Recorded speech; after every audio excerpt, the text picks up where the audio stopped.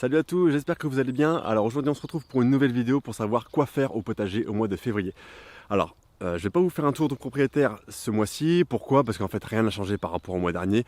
Si vous voulez aller voir le mois de janvier, je vous invite à cliquer sur la vidéo en haut à droite de votre écran.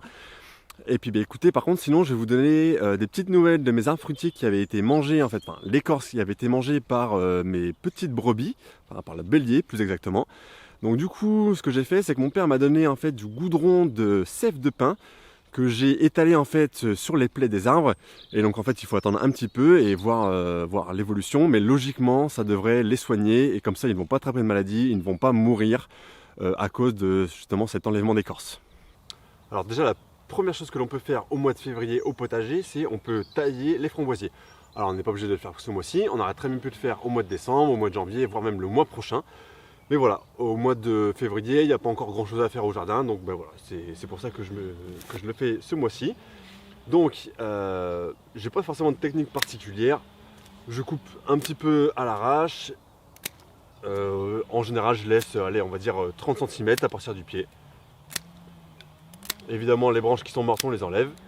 Et puis voilà, ça permet de rebooster un petit peu la plante pour l'année à venir et qu'elle donne plein de petits fruits.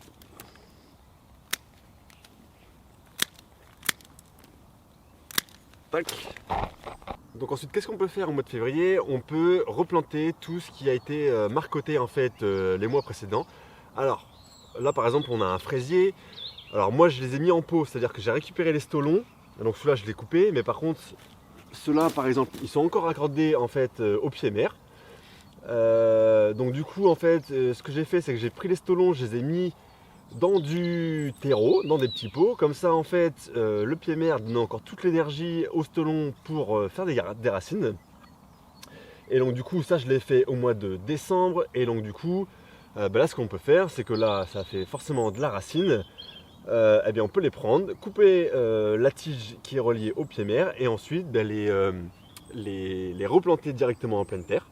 Donc si vous n'avez pas fait ça au mois de décembre ou au mois de janvier, il n'est pas encore trop tard, vous pouvez encore le faire maintenant, il n'y a aucun souci, hein. Donc là, ce que vous faites, comme je vous ai expliqué, vous les prenez, vous les mettez dans des petits pots, vous attendez un mois que ça a fait des racines, et ensuite vous coupez la tige et vous replantez ça où bon vous semble.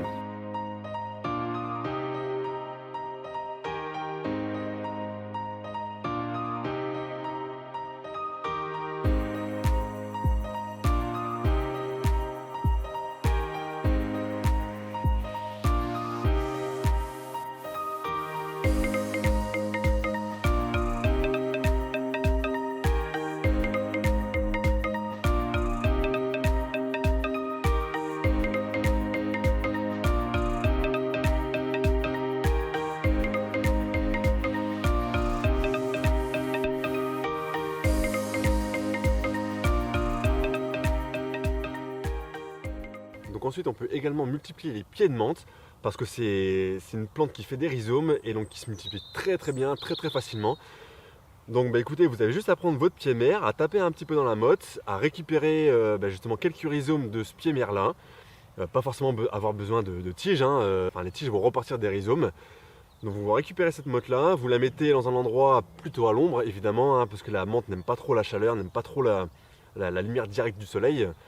Nous ce qu'on aime dans la menthe, c'est vraiment qu'elle ait des feuilles larges, pas toute rabougrie en fait, comme on peut avoir quand elle est en plein soleil. Donc vous mettez ça dans un endroit à l'ombre, et puis écoutez, vous verrez que l'année qui va arriver, ça va déjà repartir, et l'année d'après, donc 1 an et demi après, vous allez avoir une belle touffe de menthe. Donc déjà, je voulais préciser une petite chose avant de continuer le reste de la vidéo, c'est que j'habite en Vendée, donc à 30 km de l'océan Atlantique. Alors c'est un climat qui est quand même très agréable, on va dire qu'on a des hivers qui sont très doux et un été qui est quand même relativement chaud. Donc on n'est pas du point de vue méditerranéen, on n'est quand même pas à leur niveau. Mais du coup voilà, on ne dépasse jamais en valeur négative, on va dire les -5, -6 max, et ça ne dure jamais vraiment longtemps. On n'est pas comme à la montagne où on va avoir carrément un mois complet à -10.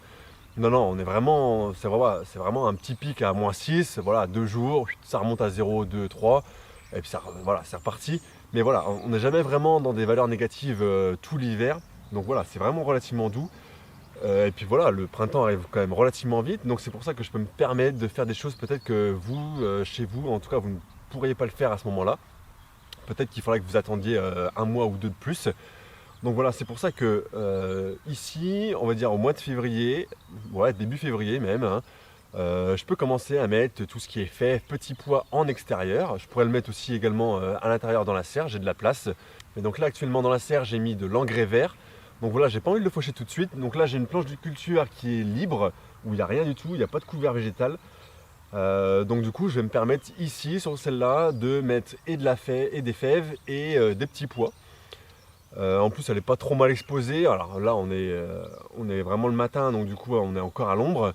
Mais sinon voilà, on est quand même pas trop mal exposé. Donc voilà, je vais me permettre de la mettre là-dessus.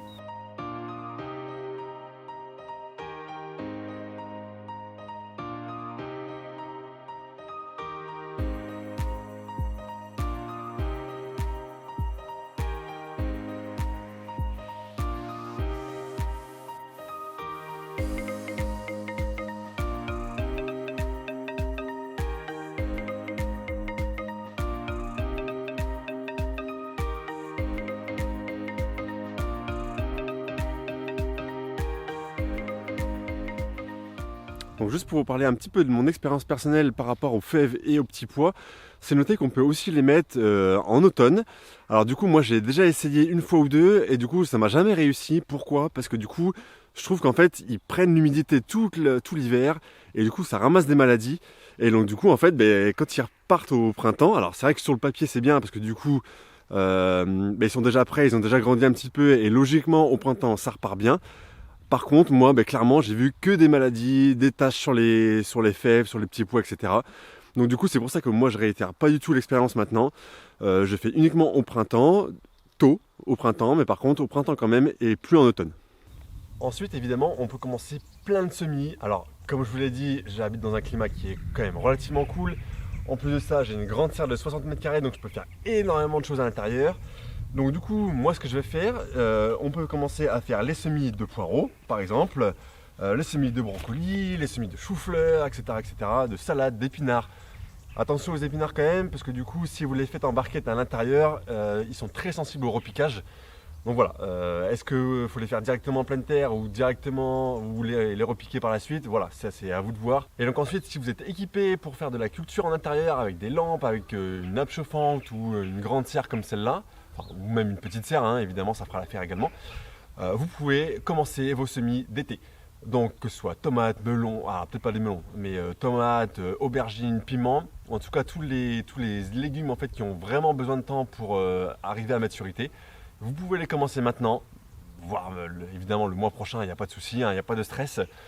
Mais voilà, moi je sais que je les commence en février, comme ça vu que j'ai une serre, je peux avoir des récoltes précoces. Et je vais étaler un petit peu mes semis de manière à avoir également des récoltes tardives jusqu'à, j'espère, novembre, voire peut-être décembre, on verra. On verra du climat, on verra de ce que j'arrive à faire. Mais voilà, alors aujourd'hui je ne vais pas vous montrer les semis, je vais faire une vidéo d'ici 1 à 2 semaines. Vous la trouverez en lien si vous regardez cette vidéo et qu'elle n'est pas faite, il n'y aura pas de lien. Et si vous regardez cette vidéo dans 1 semaine ou 2, vous verrez un petit lien en haut à droite de votre vidéo. Vous cliquez dessus et du coup je vais vous montrer les 10 choses que je fais pour réussir mes semis en intérieur et en extérieur. Et donc du coup n'hésitez pas à suivre cette vidéo pour réaliser vos semis chez vous. Et voilà, c'est terminé pour cette petite vidéo du potager en février. N'hésitez pas à liker, partager, commenter si vous avez des questions et vous abonner surtout à la chaîne pour voir toutes les vidéos que je sortirai d'ici peu, parce que là du coup il y en a beaucoup qui vont sortir. Et en tout cas je vous dis à très vite sur la chaîne. Allez, ciao ciao!